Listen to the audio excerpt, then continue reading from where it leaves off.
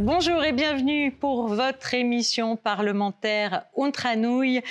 Comme à chaque fois, pour commenter cette émission, à mes côtés, le président du Conseil national Thomas Brezzo et Emma Solzé, journaliste à Radio Monaco. Bonjour président, bonjour Emma. Bonjour. Bonjour Christina, bonjour Emma. Alors avant de débuter cette émission, je vous rappelle le contexte. Ce mercredi se tiendra au Conseil national l'ouverture de la session de printemps avec l'élection du bureau, dont celle du président. Et puis le lendemain, première séance législative avec 2 textes. Nous y reviendrons plus en détail dans l'esprit des lois avec Franck Lobonneau, Maryse Battaglia et Franck Julien. Alors, Président, nous le disions à l'instant, ce mercredi se tiendra l'élection du président, un climat plus apaisé que l'an passé. Mais vous, Président, est-ce que vous êtes apaisé? Est-ce que vous pensez que vous allez être réélu? Écoutez, pour le moment, je suis seul candidat, donc je devrais effectivement être réélu. Mais oui, effectivement, le climat est beaucoup plus apaisé que l'an passé. Nous avons remis de l'huile dans les rouages. Nous avons une année particulièrement riche en travaux et puis en événements aussi au sein même des institutions. Donc avec un changement de ministre d'État, puis malheureusement le décès de celui-ci. Donc effectivement, il y a une grosse année 2024, début d'année 2025 qui vient de se dérouler. Donc on continuera sur notre lancée. On va essayer de donner le meilleur de nous-mêmes pour l'année à venir. Et la doyenne Maryse Battaglia a souhaité vous passer un petit message. Je vous propose de l'écouter. Cher Thomas, cher Président, je tiens, au nom de toutes les conseillères et conseillers nationaux, à vous remercier pour cette année riche de travail et je souhaite que cette nouvelle session qui s'ouvre soit également riche de travail et réponde aux enjeux qui nous attendent pour notre chère principauté, les Monégasques et les résidents. Merci Maryse. Vous venez d'entendre donc Maryse Battaglia. Quel bilan, Président, tirez-vous de votre première année à la tête du Conseil national ? Alors déjà c'est moi qui dois remercier les conseillers nationaux, les conseillères nationales pour le travail qui a été effectué. Moi, je suis là en chef d'orchestre, mais le travail leur revient. On est une équipe de 24 conseillers nationaux et chacun a sa place dans cet hémicycle et chacun apporte sa pierre à l'édifice par les travaux qu'il réalise. Donc c'est toute l'importance du travail collectif qui est réalisé et pas le travail d'un seul homme, même si c'est moi aujourd'hui qui incarne cette fonction. Mais en tout cas, c'est le travail du Conseil national qu'il faut mettre en avant, avec un bilan assez riche. On a eu, alors sur le plan législatif, on a voté 18 textes de loi, 11 projets de loi, aussi sous cette proposition de loi. On a, sur le plan budgétaire, on a quand même eu 3 budgets qui ont été votés, dont un qui n'a pas été voté, le premier budget rectificatif de printemps au mois de juin 2024, c'est qui avait donné lieu à de sacrés rebondissements à ce moment-là, notamment autour du centre commercial de Fontvieille et la question du logement. À l'international également, je me suis beaucoup transporté au sein de mes collègues dans les différentes institutions pour pouvoir justement promouvoir la principauté de Monaco. Et sur le plan social, donc les quatre fonctions du Conseil national, sur le plan social, on a réouvert les portes du Conseil national pour les Monégasques afin de les recevoir plus régulièrement, qu'ils puissent nous faire part de leurs difficultés et puis qu'on puisse agir derrière pour leurs intérêts. Donc ça, c'est un gros travail qui est fait. Pas par moi seul, par les conseillers nationaux et les conseillers nationaux, mais également par les équipes des permanents aussi du Conseil national qui travaillent. Ce qui est bien, c'est qu'on travaille tous dans le même sens et pour l'intérêt de tous et pour l'intérêt général. Mais comment ça se passe quand certains élus ne sont pas d'accord sur certains sujets? Comment vous faites? C'est le principe de la liberté d'expression. Chacun est libre de s'exprimer comme il l'entend. Et puis après, c'est la majorité qui tranche. Donc il y a des avis dissidents. On en tient compte. Hein. C'est tout le débat démocratique qui a lieu au sein de l'hémicycle, mais qui permet aussi d'enrichir le débat. Si tout le monde est d'accord, bon, c'est plutôt facile à avancer. Si par contre, il y a des voix contraires, ça permet d'entendre les arguments, les contre-arguments, et finalement d'avoir une idée plus plus précise de la question sur laquelle on doit trancher. Donc je pense que on est une liste d'union, il n'y a pas de minorité, enfin, sauf depuis la déclaration de Brigitte Bocon-Pagès, mais dans les faits, il n'y a pas de contradiction réelle. Donc elle intervient entre nous en fonction des sensibilités des uns et des autres, comme ça s'est toujours fait d'ailleurs, même en présence de plusieurs partis. Vous avez voté 18 textes, hein, vous l'avez dit, depuis que vous êtes à la présidence du Conseil national. C'est beaucoup quand même, non ? C'est dans la moyenne des dernières années. Alors, je crois sur la mandature de 2018-2023, on avait voté 80 textes. Donc ça fait un peu moins de 20 textes par an. Donc on est dans la moyenne. Après, c'est l'importance des textes. Oui. On a quand même eu des gros textes, notamment sur la protection des données nominatives. On est en cours de travail sur le droit des sociétés. Il y a eu des textes sur l'encadrement des marchands de biens, les stages en milieu professionnel, des propositions de loi, notamment une dernière sur l'interruption volontaire de grossesse. Donc voilà, ce sont des sujets importants sur lesquels il a fallu travailler, qui demandent beaucoup de temps. Donc voilà, le bilan est quand même particulièrement positif compte tenu du travail qui a été fait et la charge de travail qu'il y a à côté sur les autres problématiques, et notamment ce troisième budget qui nous a quand même pris quelques mois dès le début de ma prise de fonction. Donc. Vous rentrez tout juste de Strasbourg, où vous êtes réunis avec les autres présidents et présidentes de Parlement pour la conférence européenne au Conseil de l'Europe. J'étais d'ailleurs du voyage. Entretenir ces relations interparlementaires, c'est important ? C'est essentiel.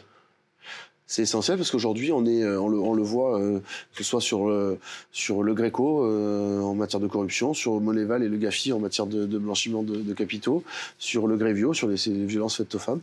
Ce sont des organismes internationaux auxquels on appartient, pour lesquels on s'est engagé à respecter certaines règles, et ces organismes ont en retour un pouvoir de contrôle et de sanction sur la principauté. Donc il y a effectivement tout intérêt à monter patte blanche. Mais on doit respecter des règles qui sont identiques pour l'ensemble des autres pays, alors qu'on a nos spécificités. Donc l'importance de ces voyages à l'international est de faire connaître nos spécificités au sein de ces institutions, afin qu'elles puissent être prises en compte dans le cadre de l'évaluation qui est faite en retour de notre législation ou de nos pratiques. Donc pour moi, c'est un travail qui a été un petit peu laissé de côté aussi, mais parce que ça prend une importance de plus en plus grande, et il est impératif pour moi aujourd'hui de participer à l'international. Donc moi je me déplace beaucoup justement pour faire connaître ces spécificités-là. Il y a d'autres élus également, Béatrice Fresco-Rolfo auprès de l'Assemblée parlementaire du Conseil de l'Europe, Fabrice Notari auprès de l'Union interparlementaire, puis Nathalie Amorati-Blanc sur l'Assemblée parlementaire de l'OSCE, donc puis plus d'autres assemblées, Marie-Noëlle Gibelli, Marine Grisou, Roland Mouflard aussi, qui partent beaucoup en déplacement, et j'en oublie, les membres des délégations sur les différents voyages. Mais ce travail est essentiel aujourd'hui, donc c'est l'affaire de tous, et pour pouvoir sortir de la liste grise, il faut faire connaître aussi nos spécificités. Pourquoi la justice est plus lente sur certains domaines qu'ailleurs, sur les éléments d'extranéité. Un petit territoire de 2 km², on fait forcément appel à des juges étrangers, et donc le délai de traitement des procédures est plus long. Donc, mais si on n'explique pas ça à des gens qui ne sont jamais venus en principauté de Monaco, qui n'ont pas confiance que notre territoire fait 2 km² et que les monégasques sont minoritaires dans leur propre pays, mais qu'on a une charge de travail qui est équivalente à celle d'un grand État, c'est ça qu'il faut faire passer comme message. Donc, d'un autre côté, moi, sur la conférence des présidents de Parlement des petits États du Conseil de l'Europe, là aussi, j'essaie de donner un cadre plus strict et plus officiel à cette conférence-là, pour avoir un poids plus important dans le cadre des votes qui sont ensuite réalisés au sein des autres institutions. Alors, on le voit sur les images derrière vous, vous avez pris la parole lors de ce déplacement, mais vous avez également pu échanger avec d'autres présidents de Parlement. Est-ce que ces rencontres permettent de consolider un peu plus les valeurs démocratiques et de parler, par exemple, de certains sujets en particulier ? Clairement, c'est là où c'est essentiel, ça nous permet de parler avec nos homologues. Alors c'est un retour d'expérience aussi, parce que ça nous permet en discutant de différents sujets, de savoir comment eux traitent telle ou telle problématique. Donc ça, pour nous, c'est essentiel pour notre enrichissement, pour notre expérience. mais également ça nous permet de scier d'amitié. Et puis après, quand on a une question particulière à traiter, on peut passer un coup de téléphone avec un homologue dans un pays parce qu'on se connaît, parce qu'on se voit régulièrement, parce qu'on se réunit autour de certains sujets qui sont notamment les valeurs démocratiques, la démocratie, l'égalité, la parité au sein des instances internationales. Avant Strasbourg, on était avec Béatrice Fresco-Rolfo au Mexique pour la première conférence des femmes parlementaires. Donc là aussi, on a pu prendre. Là aussi, j'avais pris la parole. J'avais même modéré un panel sur les questions d'égalité hommes-femmes au sein des parlements. Parlons à présent de la transition ministérielle. Depuis le décès du ministre d'État Didier Guillaume, nous en sommes où concrètement ? Pour le moment, c'est donc Isabelle Béraud, comme vous le savez, qui assure l'intérim, avec qui ça se passe très bien. Hein. J'ai une grande estime pour Isabelle Béraud-Madei, qui fait le job actuellement, qui, en plus de ça, a la charge de son département initial. Les engagements ont été pris par Didier Guillaume et celui-ci avait lancé différents sujets. Ils devront être tenus par le gouvernement. Et donc, voilà, aujourd'hui, on attend les échéances pour la fin du printemps. Donc, la fin du printemps arrive au mois de juin prochain. Donc, nous attendons toujours la présentation des annonces qui ont été faites, notamment sur le centre commercial de Fontvieille, sur le CTVD, sur la télévision, sur les sujets que nous avons pu balayer au fil de l'année écoulée. La transition avant la nomination d'un nouveau ministre d'État affecte-t-il, vous trouvez, votre travail avec le gouvernement ? Disons qu'il y a un petit plus il y a moins de dialogue, même si je dialogue assez régulièrement avec Isabelle Béraud-Madei. Encore hier, nous sommes vus et nous avons pu échanger sur différents sujets. Mais nous attendons toujours effectivement la présentation des projets qui a été lancé. Il manque quelques réunions intermédiaires, donc on ne pourra pas trop anticiper ce qui va se passer. J'espère que les engagements seront tenus, parce que là, le risque qui existe derrière, c'est le non-vote du budget. Il faut rappeler que le vote du budget primitif 2025, donc qui a été voté au mois de décembre 2024, c'est fait sur la base des engagements qui ont été pris par le gouvernement sur les différents sujets que je viens d'évoquer. À part l'opération intermédiaire au niveau de l'avenue Hector Otto et l'opération des Lucioles sur laquelle un appel d'offres a été lancé, on n'a rien eu de concret. Sur les autres sujets, sur le centre commercial, sur le CTVD, ce sont que des engagements, et notamment qui ont été pris sur la base de la confiance qu'a pu obtenir Didier Guillaume auprès des différents élus. Donc aujourd'hui, ces engagements devront être tenus. S'ils ne sont pas tenus à échéance, c'est-à-dire au mois de juin prochain, on n'aura pas de visibilité sur le vote du budget. D'autant que du fait de son décès et autres, il manque des étapes intermédiaires qui auraient dû avoir lieu pour nous tenir informés de l'évolution de ces dossiers au fil de l'eau. Malgré nos demandes, on n'a pas plus d'informations sur ces sujets, donc ça sera blanc ou noir à l'arrivée, et ce sera la même chose pour le vote du budget, où il sera voté ou il ne le sera pas. Mais je ne peux pas aujourd'hui m'engager sur un vote positif du budget si les engagements qui ont été pris, ne sont pas tenus, alors qu'ils n'avaient pas été tenus par le prédécesseur de Didier Guillaume, et qui avait déjà donné lieu à un non-vote du budget rectificatif au mois de juin 2024. Vous pensez que les échéances, elles vont être automatiquement reportées ? C'est ce que vous craignez, du coup ? Pas du tout. Moi, aujourd'hui, des éléments qui me sont donnés et des informations que je reçois du gouvernement, les échéances seront tenues. Et les projets n'ont pas bougé. Mais comme cet hommage, j'attends de voir pour le croire. En tout cas, vous continuez d'échanger avec la ministre d'État par intérim, Isabelle Béraud-Madei. C'est essentiel. L'échange entre le gouvernement et le Conseil national est primordial pour le bon fonctionnement des institutions. Nous ne cessons de dire que nous sommes des partenaires institutionnels. Il faut le démontrer aussi dans les faits. C'est pas parce que c'est Isabelle Béraud-Madei qui assure un intérim qu'elle remplit les mêmes fonctions que ceux du ministre d'État. Donc le dialogue doit être maintenu avec l'Assemblée. C'est aussi pour que moi je puisse tenir informés les élus derrière.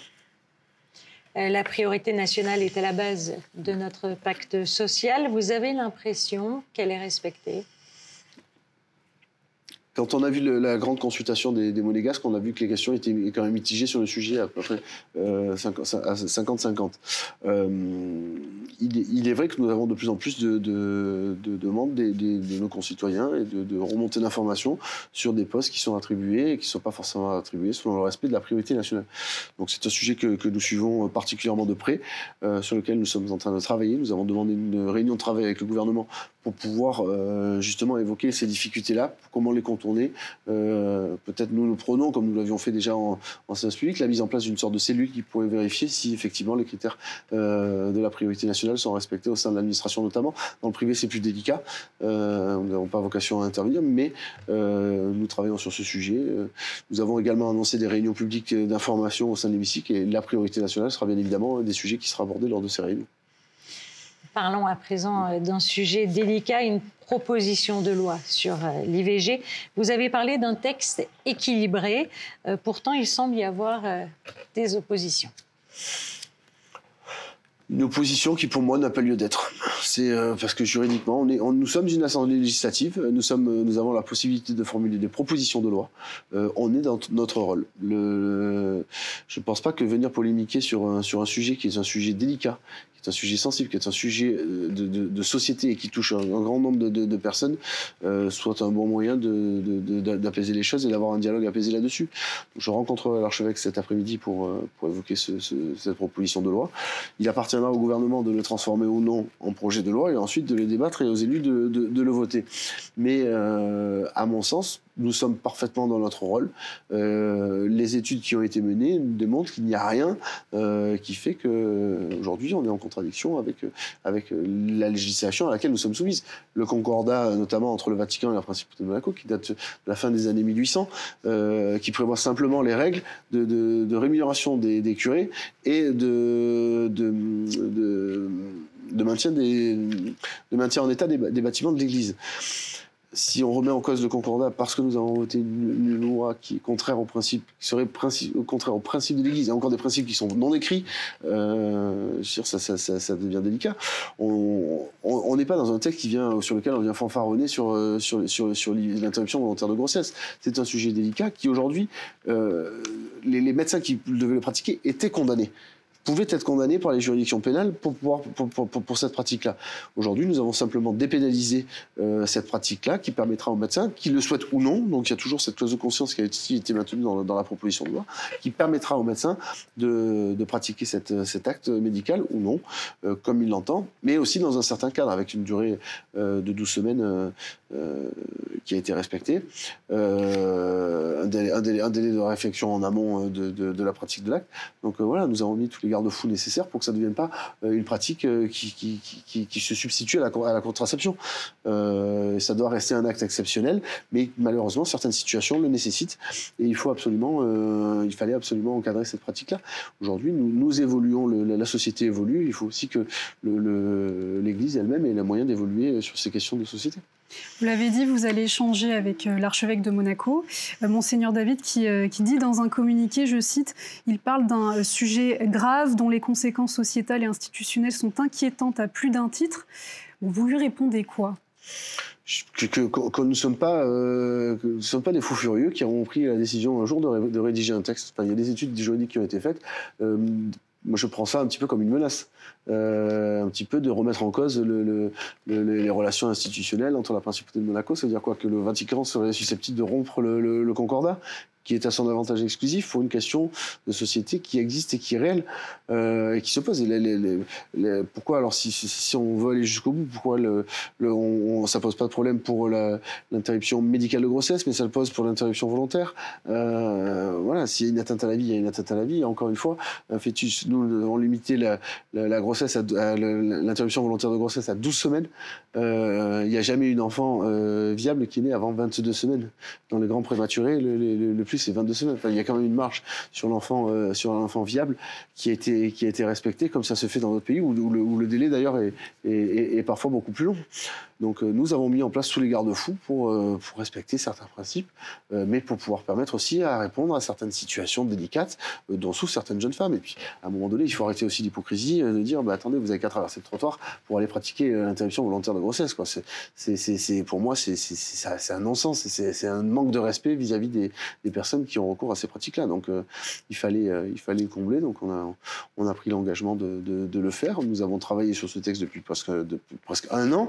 Dans le cadre de la consultation que nous avons lancée, nous avions posé la question pour savoir où nous nous situions par rapport à ce sujet, qui est venu bien en amont. On l'avait annoncé bien en amont de la question sur la consultation. Donc la consultation est venue finalement renforcer la position qui a été prise en amont par les élus sur la rédaction d'un tel texte, puisque plus de 80% des personnes consultées se sont exprimées en faveur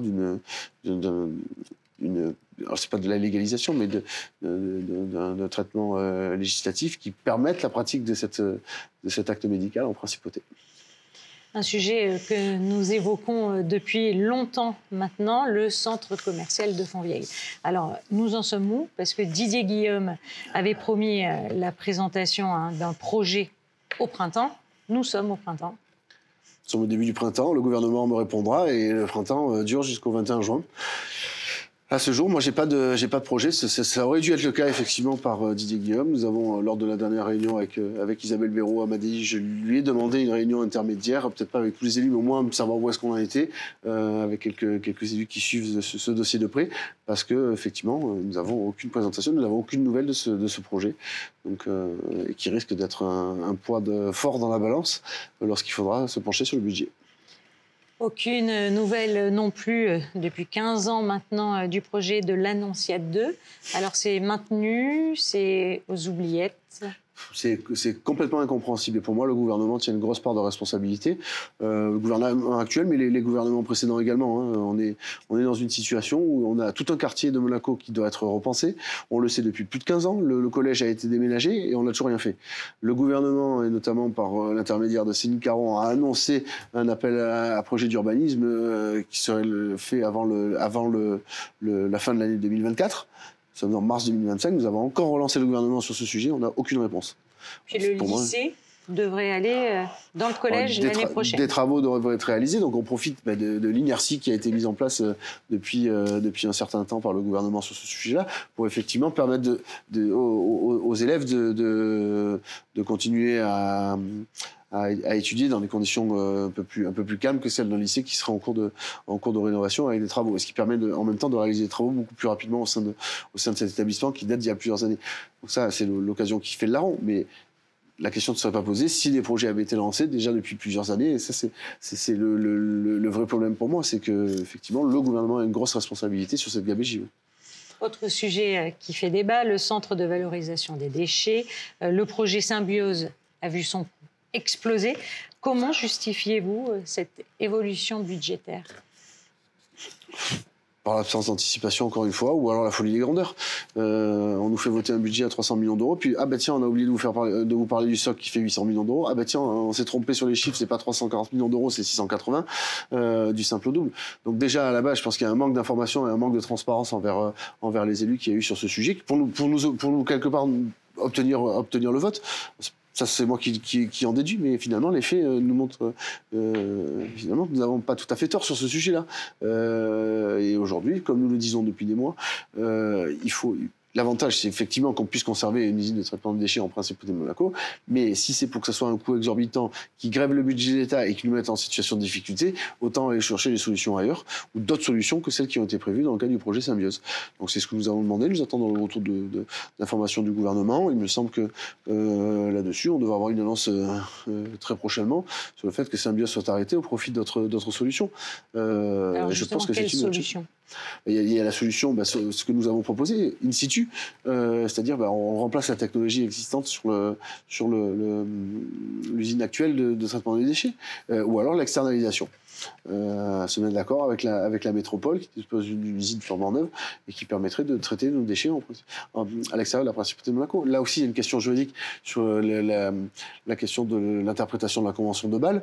Mais là encore, nous n'avons jamais eu les études et elles nous ont jamais été communiquées. Donc, nous n'avons aucune certitude quant à l'impossibilité de traiter les déchets à l'étranger, ce qui nous est indiqué par le gouvernement depuis des mois. Pourtant, la CARF vient bien traiter, donc c'est la circonscription d'agglomération de la Rivière française, donc c'est les villes voisines qui viennent traiter leurs déchets en principauté de Monaco avec cette même convention de Bâle. Donc je ne vois pas pourquoi les déchets peuvent traverser la frontière dans un sens mais pas dans l'autre. Autre sujet, la télévision à Monaco, c'était l'une des volontés du ministre d'État Didier Guillaume. Il avait annoncé en décembre dernier la fusion de la chaîne TV Monaco et Monaco Info pour septembre 2025. Donc l'objectif, créer une nouvelle chaîne de télévision publique indépendante. Quelle est votre position à vous sur ce sujet ? La même que celle de Didier Guillaume, celle que nous prenons. On a aujourd'hui 2 télévisions en principe de Monaco, dont une avec un coût qui dépasse l'entendement. Il y a des télévisions françaises qui sont installées sur le territoire de Monaco qui font 2 fois plus avec 2 fois moins de budget. Donc il y a une question de gestion des coûts là qui doit être prise en compte. On ne peut pas continuer à dépenser des sommes aussi astronomiques pour ne pas avoir finalement de réelle télé indépendante et une télé digne de ce nom. Donc il faut effectivement travailler dans ce sens-là vers une fusion. Donc il y a quelques difficultés aujourd'hui qui s'opposent sur ce sujet. Nous sommes en train de travailler sur le gouvernement pour pouvoir les lever le plus rapidement possible. Mais en plus de ça, on n'a aucune visibilité. TV Monaco, qui est une société qui est détenue à 100% par l'État, aujourd'hui refuse de communiquer certaines informations sur son fonctionnement. Donc pour moi, vous n'avez pas d'informations ? On a quelques informations, mais certaines informations qui ne nous sont pas communiquées. Pour moi, ça, c'est inacceptable. On a appris justement il y a quelques jours que la Principauté poursuivait sa collaboration avec TV5 Monde, qui assure donc la diffusion des émissions de TV Monaco. Alors on en est où ? Le projet est toujours d'actualité ? C'est 2 choses différentes. C'est TV5 Monde. Alors, Didier Guillaume avait malencontreusement annoncé la nécessité de mettre un terme à ce contrat, qui n'est pas un contrat. C'est pas un contrat commercial. On parle d'un accord qui est passé. C'est la valeur d'un accord international qui ne peut pas être résilié comme ça, comme un simple contrat. Donc aujourd'hui, il y a une communication qui a été faite, mais qui a été faite par TV5 Monde, pas par les autorités monégasques. Moi, je n'ai pas à répondre à une communication qui est faite par une chaîne étrangère. Voilà. Mais il faut après, à un moment donné, se poser la question du coût de cette chaîne qui, à mon sens, comme le disait Guillaume, n'est pas ou quasiment plus regardée à l'étranger. C'est pas la faute de TV5 Monde. C'est, je pense, un nouveau mode de consommation des médias. Maintenant, quand je vais dans ma chambre d'hôtel, j'ai un compte Netflix et je peux connecter mon compte pour pouvoir regarder les émissions dont j'ai envie. On ne regarde plus la télévision comme on regardait il y a encore quelques années. Donc, il y a une avancée à faire. TV5 Monde a annoncé une évolution. On verra une évolution de son mode de fonctionnement. On verra ce qu'il en est et puis on jugera par nous-mêmes. Mais pour le moment, en l'état actuel des choses, on ne peut pas dire qu'on peut être satisfait effectivement de ce partenariat entre TV Monaco et TV5 Monde. Autre grand sujet d'actualité, la mobilité, en particulier sur les rails et cette promesse d'un TER toutes les 15 minutes. Pour l'instant, la promesse, elle n'est pas tenue. Alors, quelles sont les solutions ? À un moment donné, là, par contre, on est dans le cadre d'un contrat, dans le cadre d'un partenariat. À un moment donné, on subventionne l'opérateur pour des sommes qui sont quand même particulièrement importante et qui n'est pas foutu de mettre un train toutes les 15 minutes ou dès qu'il y a un caillou qui tombe sur la voie et on est obligé d'arrêter tout le trafic. Donc à un moment donné, il faut se poser les bonnes questions sur l'entretien des rails, sur l'entretien des infrastructures et puis sur la gestion de ce mode de transport. Je pense qu'on ne peut pas s'en passer, ça c'est une certitude, mais il faut qu'on ait quand même un moyen de transport qui soit fiable et qui fonctionne tel qu'il est annoncé. Et ne serait-ce que la longueur des rames. On a des trains qui sont court aux heures de pointe. C'est pas nouveau que on connaît les horaires de travail des gens, donc on peut anticiper ce genre de choses, ce qui n'est pas fait à mon sens. Donc les promesses là-dessus sur ce sujet, oui, ça va améliorer la mobilité, sont toujours pas tenues. Alors, ensuite, nous avons ce projet de métro qui subsiste, qui pourrait à mon sens pallier les choses, mais c'est un projet à 15-20 ans. Donc aujourd'hui, c'est vrai que quand on fait de la politique, on a un mandat à 4 ou 5 ans en fonction des fonctions qu'on occupe. Donc c'est vrai que prendre une décision sur le court terme pour pouvoir permettre une réaction à 5 ans, c'est une chose. Et après, à un moment donné, il faut avoir une vision beaucoup plus lointaine pour pouvoir viser de grands projets. Donc là-dessus, c'est effectivement, nous avions travaillé avec Didier Guillaume sur ce projet de métro, non pas entre la Brasca et la Principauté de Monaco, comme certains peuvent l'envisager au sein du gouvernement, mais bien un métro beaucoup plus large qui irait de Nice jusqu'à Vintimille et qui concernerait la quasi-majorité la majorité des pendulaires qui viennent travailler en Principauté de Monaco. Et ça, c'est essentiel. Mais il faut se pencher sur ce sujet-là à un moment donné. Il y a des études qui ont été lancées. On attend le retour de ces études-là pour pouvoir se prononcer sur un projet qui est l'avenir de la mobilité. Si on fait rien aujourd'hui, c'est dans 15 ans, 20 ans où on aura encore des problématiques. Mais Donc, alors là, à l'heure actuelle, comment vous comptez faire pression pour régler c'est le gouvernement problème de faire pression. Donc, nous, on met la pression sur le gouvernement pour qu'il mette la pression sur l'opérateur. Mais en attendant, il faut avancer sur des solutions intermédiaires. C'est pour ça que j'avais commencé à prendre l'initiative de rencontrer les maires des communes limitrophes pour voir les travaux qui pouvaient être effectués à moindre coût, avec célérité, pour pouvoir obtenir déjà des premiers résultats. C'est le cas avec la mairie de Beau-Soleil et la mairie de la Turbie, puisque l'aménagement du bas du Mont-Némule est en cours de réalisation suite à nos échanges. Et même chose pour le bas du chemin de la Voire qui dépend de la commune de la Turbie.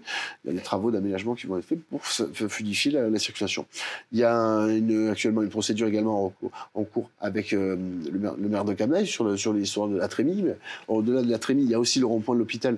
Le rond-point, quand on arrive, avant d'arriver au jardin exotique, avant le Bel Air, ce giratoire de l'hôpital, pour moi, devrait être élargi pour permettre l'insertion de 2 voies. Parce qu'aujourd'hui, avec les véhicules qui viennent de la moyenne corniche, qui veulent s'insérer sur la Principauté de Monaco, prennent la priorité sur ceux qui viennent en direction de Nice. Donc, ça crée un bouchon qui se répercute sur plusieurs kilomètres. Donc là aussi, il y a des travaux qui doivent être effectués. Il y a des procédures en cours avec la mairie de Cap-d'Ail. Pierre Dartout nous avait dit que finalement, il avait laissé traîner ce sujet pendant des mois, ce que je lui avais d'ailleurs reproché en séance publique, parce que là, on avait des solutions concrètes et on ne prend pas la peine d'aller discuter avec nos homologues à côté. Pour moi, c'est essentiel. On vit ensemble. On a 70% de la population de Séville qui vient travailler en Principauté de Monaco. Il y a tout un intérêt à échanger. C'est pour ça que j'ai mis en cadre ces réunions de travail avec les maires des communes limitrophes, dont la prochaine se déroulera d'ici une quinzaine de jours. Et est-ce que vous échangez également avec les Monégasques? Est-ce que vous allez les rencontrer peut-être un peu plus souvent prochainement? Alors on l'a fait dans le cadre de la grande consultation. On réfléchit aussi à un autre mode de consultation, peut-être vers les jeunes, pour pouvoir justement leur donner la parole aussi, parce que c'est essentiel.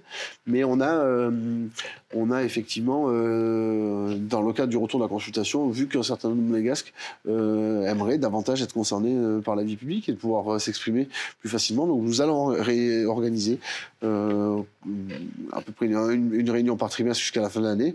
Ce sera 3 réunions dans l'année qui sont des réunions publiques qui permettront aux gens de venir s'exprimer auprès des élus et les élus de répondre à leurs interrogations. Donc c'est important. Outre le travail qui est fait, où nous recevons les Monégasques régulièrement sur différents sujets qui les concernent.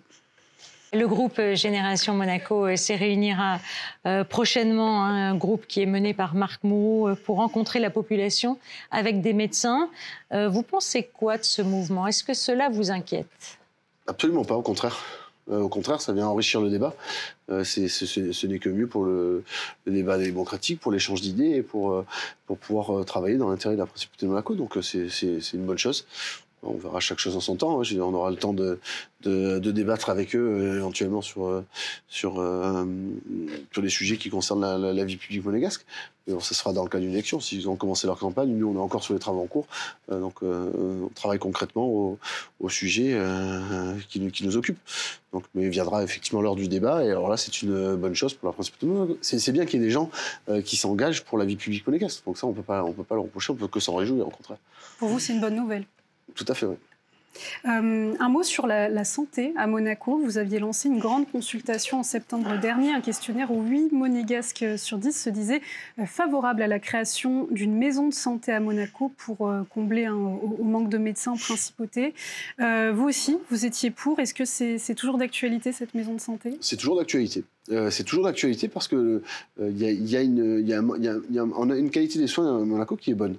Que ce soit au centre hospitalier Princesse Grasse, que ce soit IM2S ou même au centre cardio-thoracique. La qualité est là. Le problème, c'est la difficulté, c'est pour obtenir des rendez-vous. Alors on comprend d'un côté la parole du médecin qui va dire moi je ne prends pas, j'ai pas sélectionné des Monégasques plutôt que des personnes qui sont résidents ou des personnes qui sont résidents des communes limitrophes ou d'un peu plus loin. Ça c'est bien normal, ils sont là pour soigner tout le monde. Mais par contre, il y a une offre de soins qui, en termes de quantité, n'est pas suffisante. Il y a certains secteurs et il y a certaines spécialités qui sont en pénurie. On pense notamment aux pédiatres, on pense notamment aux dermatologues, qui sont les spécialités qui manquaient le plus en fonction de la consultation qui a été réalisée. Mais sur ce point-là, nous avons proposé la solution de la maison de santé. Alors, ça a été assez dénigré par le docteur Robineau en séance publique en disant les maisons de santé, c'est fait pour les déserts médicaux en France où il n'y a pas de médecin, il n'y a pas de... Je dis non, c'est pas ça. Nous, la définition de ce qu'on a appelé, nous, la maison de santé, c'est une sorte de centre d'affaires, enfin de locaux qui pourraient être occupés par des médecins, qui pourraient venir rapidement, en principauté de Monaco, s'installer et répondre à cette offre de soins qui fait défaut aujourd'hui, avec une mutualisation de coûts, avec une gestion de secrétariat, avec... et puis où les gens pourraient se déplacer pour aller rencontrer plusieurs spécialistes. Donc c'est tout l'intérêt. C'est une des solutions que nous avons proposées. Le gouvernement ne souhaite pas la mettre en place, enfin, par là, a indiqué qu'il ne souhaitait pas la mettre en place. Nous ne débordons pas tant qu'il n'y a pas d'autre solution qui est proposée. Nous, ce que nous souhaitons, c'est parvenir à une solution sur cette question de la pénurie de rendez-vous avec certains médecins. Y arriverons, quels que soient les moyens. Le docteur Robineau a autorisé de nouveaux médecins en ville. C'est une bonne chose. D'autres sont à venir a priori. C'est une bonne chose aussi. Mais nous avons proposé une solution qui a le mérite d'être scalée. En tout cas, nous avons demandé au gouvernement de l'étudier en profondeur.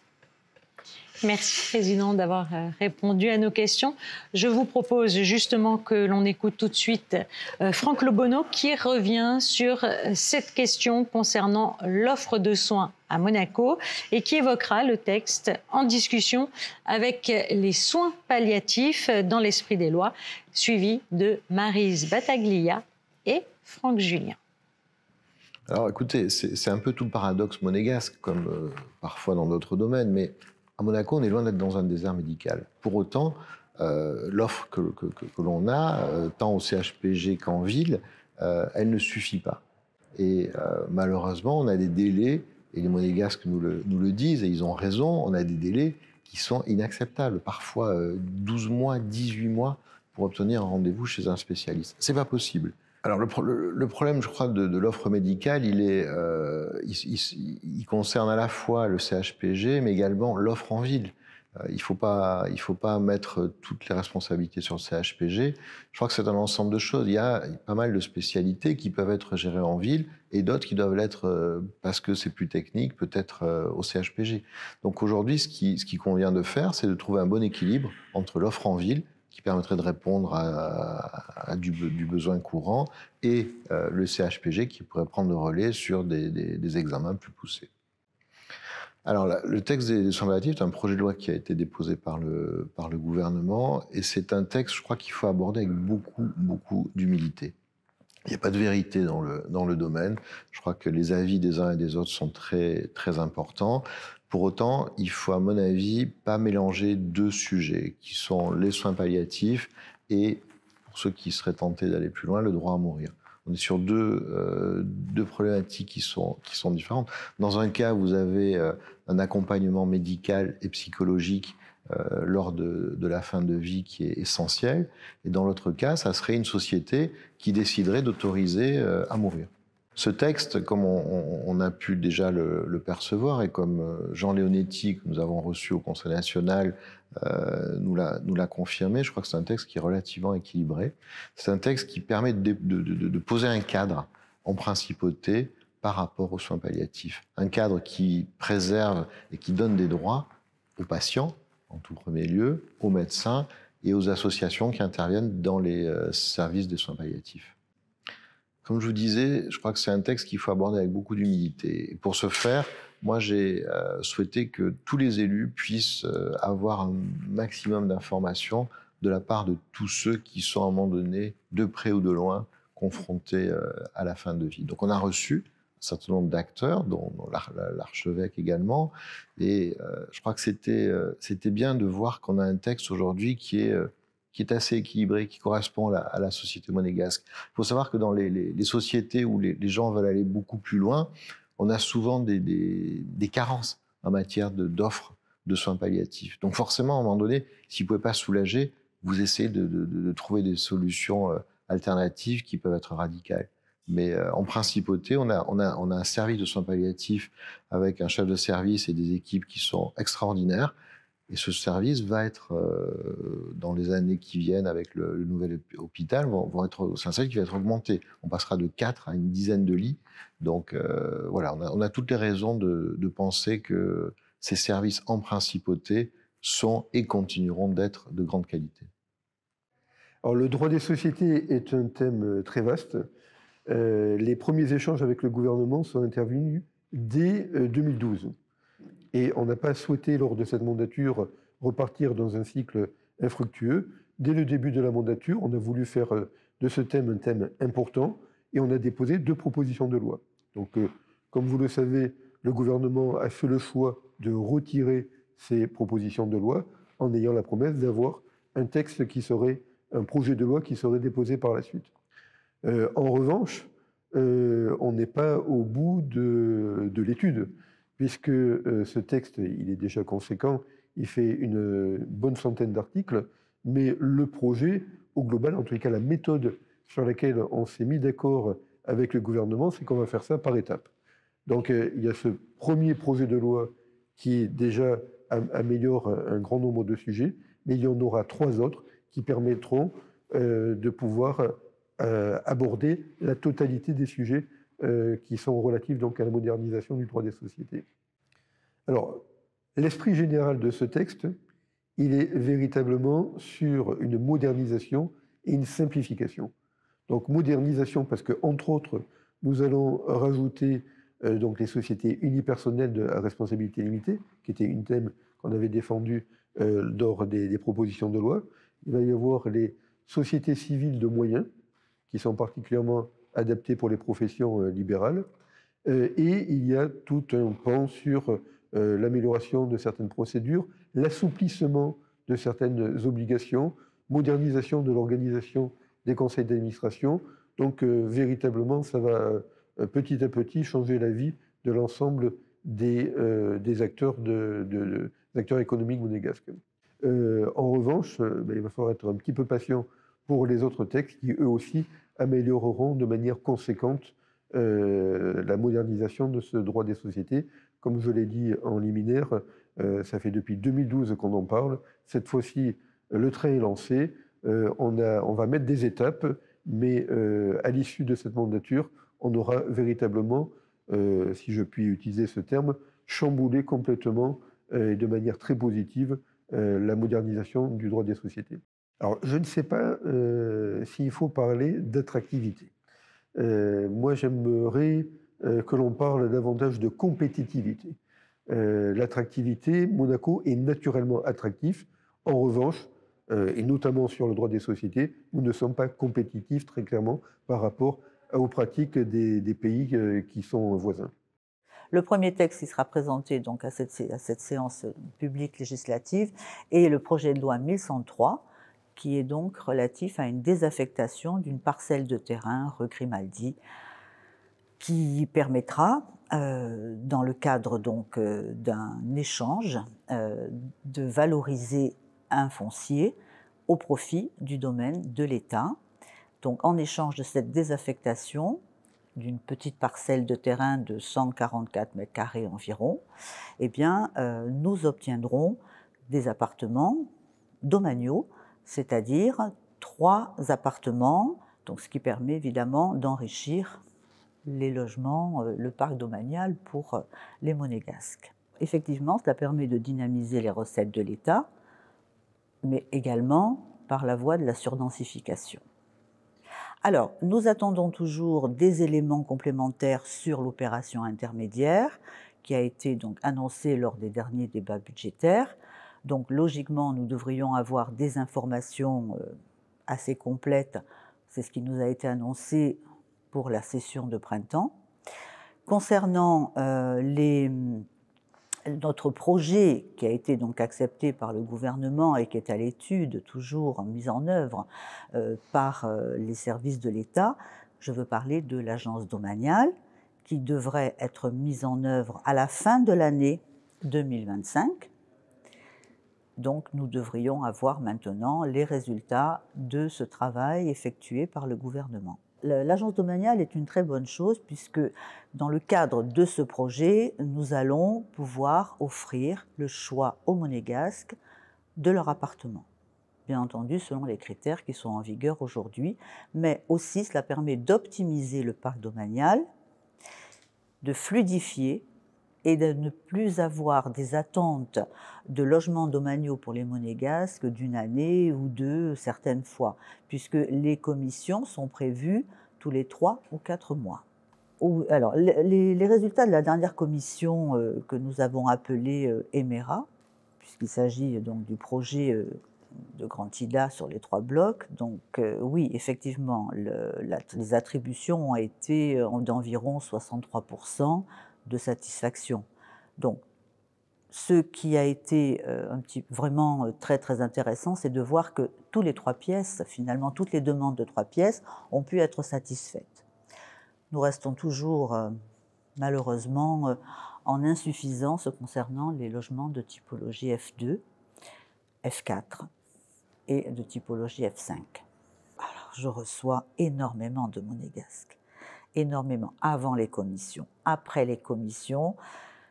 Et le sujet du logement est un sujet qui ne faiblira jamais. C'est l'ADN du Conseil national, de toute façon.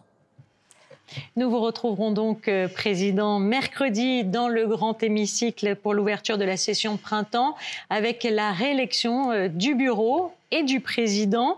Et puis jeudi pour la séance législative. Merci tous les deux d'avoir été à mes côtés. Merci Emma Solzé. On vous retrouve tous les matins sur Radio Monaco. Et puis merci à vous pour votre fidélité. À très bientôt.